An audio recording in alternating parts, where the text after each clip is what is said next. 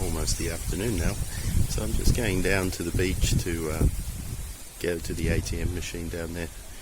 I've actually got plenty of cash, but I see a point where, especially if we lock down for another 30 days, where cash could run out, but life might get a little difficult. I'm about to pay my rent soon. My rent's about 20,000 peso. I'm a bit disappointed to see someone is using, putting out their trash over here in a, just, getting it out of their place and making it someone else's problem. Everyone who walks past, not good. So let's go on along. Let's have a little walk. So a few days ago, we had some bad news. There was a COVID positive patient in nearby where I live, and now there isn't. The reason why is because he and everyone who was at risk, who was under investigation, so did an escape in the early hours of the morning to the provincial capital, Calapan, and I don't know what happened to them. I know this because I saw a message from the barangay captain.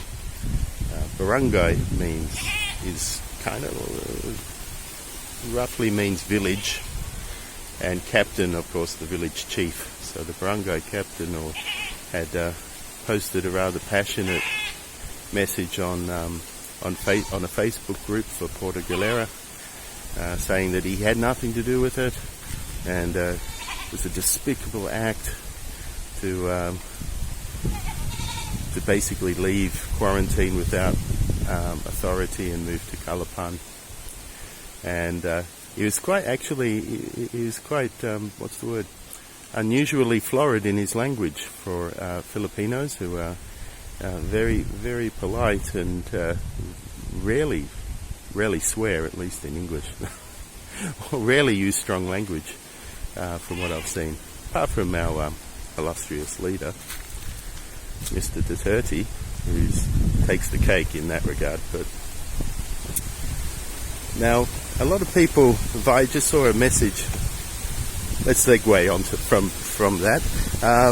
A lot of people made, Vice just ended up, I saw an article from Vice listing the Philippines as one of the 30 countries that is misusing COVID to maintain or develop or implement authoritarian control.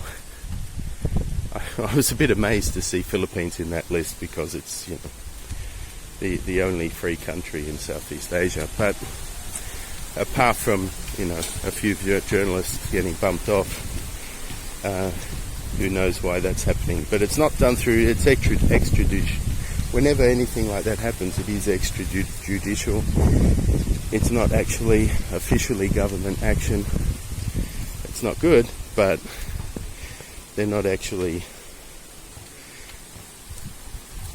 it's not actually sanctioned by the government. Not directly, anyway.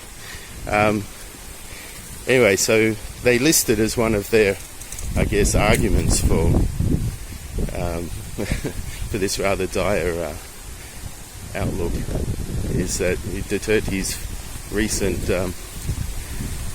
rather florid language, where he was urging police to shoot anyone who violates the quarantine, which they call enhanced community quarantine here, ECQ.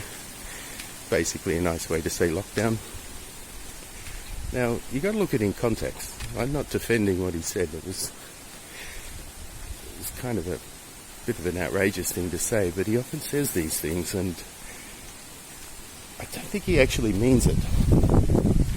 He's actually just mouthing off and very forcefully putting how he views other people's actions or a situation. So what he's really saying is, I think it's absolutely despicable and unacceptable that people should be violating quarantine and having protests, getting together in mass groups, which is not social distancing, obviously. and basically giving moral support to the authorities who have to put these things down. But the problem with saying things like this is you just never know if, when the police do go and shoot somebody, which has happened on one occasion so far, how much the president's words actually influence their actions. Did it help them pull that trigger? That's the problem with using language like that. He's not actually saying to the police, go shoot everyone that, is causing trouble. Anyway, that one case that did happen, the guy was apparently drinking, and the guy who was shot was apparently drinking. He was refusing to wear a face mask. The local village or barangay officials were telling him to comply. He refused, he got angry, and he was threatening them with something called a scythe, which is used for cutting wheat or stuff like that. It's a farm equipment, it's a rather nasty looking blade, and they called the police and the police shot him. So you could say it's not directly because he was refusing to wear a face mask. On that note, so we get back to the 18 people who flew the coop and did a midnight run sort of thing a few days ago. Is that a good thing or is that a bad thing for Porto Galera? Because we're now COVID free again. But who have they been infecting while making us COVID free? I'm going to go around here a bit. No, I'll go straight out to the beach. Why not? Because it's beautiful out there and it's kind of shit here.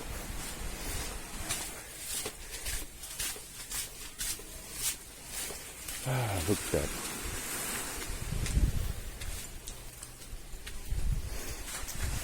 Absolutely beautiful. Just about 100 metres in the distance, you'd normally see the big and colourful inflatables. It's really nice not to see them. I think I mentioned that before. I'm going to have to do a show the sunsets. We get really spectacular sunsets here. I mean, every day is a good one, and sometimes they're just unbelievable, the colour. And we've got these, like, you probably can't see it in the image, 1, 2, 3 mountain ranges all staggered in a rather picturesque way, and to the right of the final, the third one, it's where the sunset goes down. Okay, I'm off to the ATM now. I think I've said enough for today. I'll see you later. I'm going to put next video, I'm going to put a few of my China videos together with a bit of an explanation. Until then, stay safe.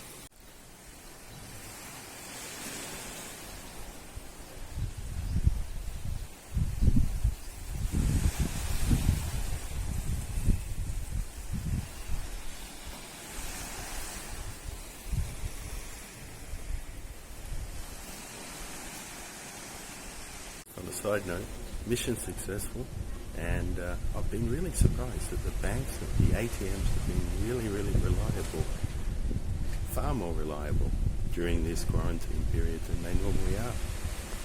Hope they keep it up. On a side note, mission successful, and I've been really surprised that the banks, the ATMs have been really, really reliable, far more reliable during this quarantine period than they normally are. Hope they keep it up.